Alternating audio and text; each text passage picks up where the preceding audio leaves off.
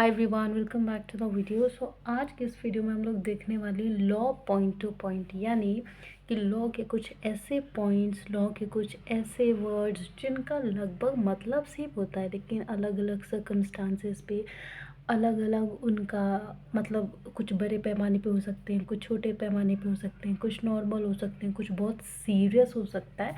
तो वही legal terms हम समझने वाले हैं और उसका सॉल्यूशन जो होता है वो भी उसके लीगल शब्द का मतलब, क्योंकि पॉलिटिकल साइंस में अगर आप वर्ड समझ गए ना, लीगल वर्ड समझ गए, तो that subject you have done master.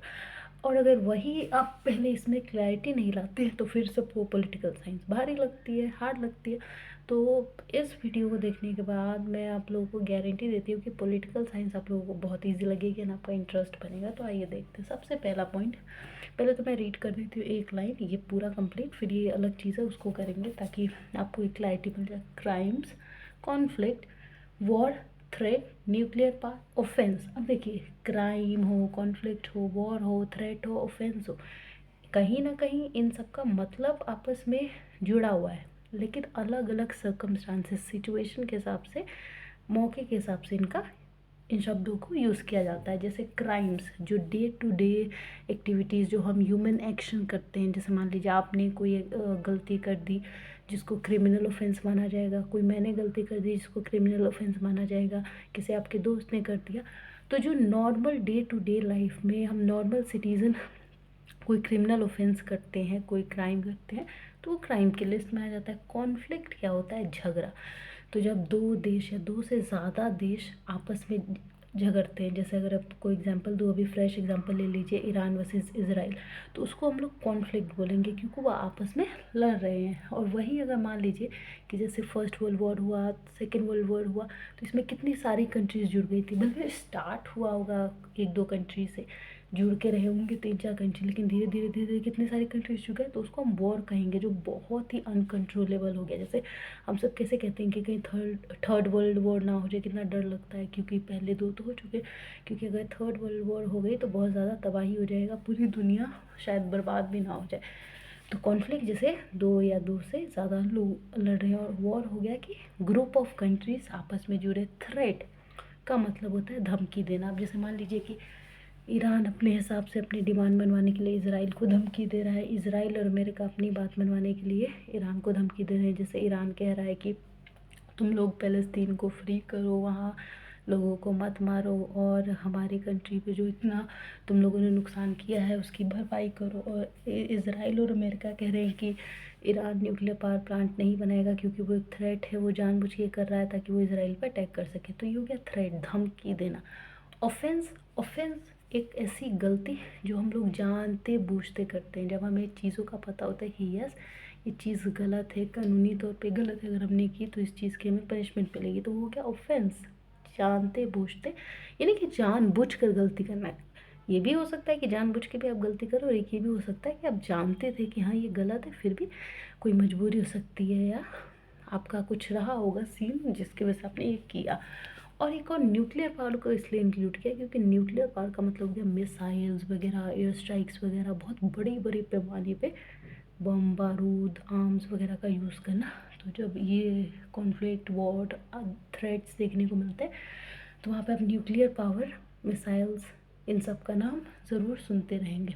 अच्छा, तो ये तो हो गया, आपको समझ में आ गया कि क्राइम जैसे डे टू डे एक्टिविटीज़ में जो इलीगल आप कर रहे हैं, कॉन्फ्लिक्ट एक दो देश में या दो तीन चार देश में, वॉर हो गया कि ग्रुप ऑफ कंट्रीज़ के बीच में लड़ाई, थ्रेट हो गया धमकी देना, एग्जांपल वही इसराइल और ईरान वाला। और न्यूक्लियर पावर प्लांट, आप सबको पता है कि न्यूक्लियर मिसाइल्स कितनी ख़तरनाक होती हैं, हमारी कंट्री जो एपीजे अब्दुल कलाम की देन है। और ऑफेंस का मतलब हो गया कि गलती करना, लीगल गलती करना। ओके, ठीक है।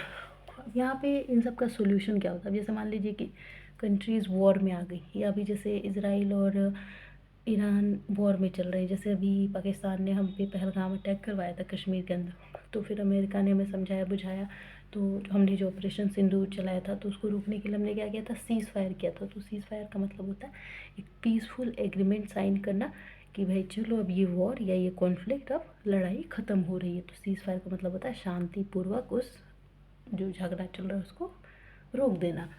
विद सम एग्रीमेंट, कि कुछ ये हो, तुम पाकिस्तान वाले ये नहीं करोगे, आइंदा नहीं करोगे, इंडिया वाले आप नहीं करेंगे, ईरान तुम नहीं करोगे, इसराइल तुम नहीं करोगे। तो इस तरीके से अपने टर्म्स एंड कंडीशन के हिसाब से लोग कर लेते हैं सीज़ फायर। एग्रीमेंट का मतलब होता है कि लिखित में दोनों कंट्री, जैसे इंडिया पाकिस्तान हो गया, हमेशा हम लोग देखते रहते हैं ग्लोबल लेवल पे कि इन दोनों कंट्रीज़ के बीच में झगड़ा होता रहता है। तो अलग अलग जिस जैसे सिचुएशन आती है उस हिसाब से एग्रीमेंट भी करने पड़ते हैं। कई बार बहुत ज़्यादा ख़तरनाक अगर पाकिस्तान हम पे जुल्म करेगा तो वहाँ पे जाहिर सी बात है हमें एग्रीमेंट करना पड़ेगा ताकि वो अपनी बात से ना मुकरे। नेक्स्ट है पीस ट्रीटी। देखिए अब जैसे मान लीजिए कि जब आपको याद होगा अगर कोल्ड वॉर हुआ था तो उसमें इंडिया किसी के साथ भी नहीं था, ना यूएसए के साथ, ना यूएसएसआर के साथ। हमने अपना नाम बनाया था नॉन अलाइनमेंट मूवमेंट, ना यूएसए के साथ ना यूएसएसआर, यानी कि रशिया के साथ हम लोग अलग रहेंगे, जो सही होगा उसका साथ देंगे। तो फिर पीस ट्रीटी वही होती है। अब जो वो दोनों कंट्री में से कोई एक ही सुपर पावर बचना था, यूएसए बचा, तो वो पीस ट्रीटी तो साइन हुई थी कि चलो ठीक है, अमेरिका ने अपना पावर प्रूव कर दिया, अमेरिका ही सुपर पावर है, अमेरिका की हेजेमनी है, तो यहाँ पे पीस ट्रीटी साइन करना ही एक समझदारी दिख रही है, कि शांति बनाए रखने के लिए एक एग्रीमेंट कर देना इस पीस ट्रीटी।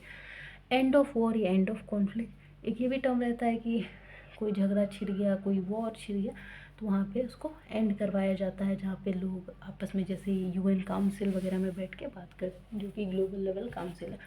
एक होता है सरेंडर करना। अब जैसे अब जैसे ईरान और इसराइल में मान लीजिए कि अगर ईरान के पास कम आर्म्स वगैरह हो जाएंगे या अगर उसके पास चीज़ों की कमी होगी तो वो झुक जाएगा, इसराइल के पास कमी होगी तो वो झुक जाएगा, तो होता है सरेंडर कर देना। जैसे कि यूएसएसआर में, क्योंकि यूएसएसआर यूएसए के सामने थोड़ा कमज़ोर पड़ गया था तो उसने सरेंडर कर दिया। तो ये होता है कि एक का झुक जाना दूसरे के आगे, एक कंट्री का दूसरी कंट्री के आगे झुक जाना। सिक्योरिटी, जो कि हर कंट्री का एक क्या रहता है, जिम्मेदारी रहती है कि अपने देश के नागरिक को, अपने देश के ज्योग्राफी को, अपने देश के रिसोर्सेज को, अपने देश के हर एक चीज़ को बचा के रखना, सिक्योरिटी बचाव देना।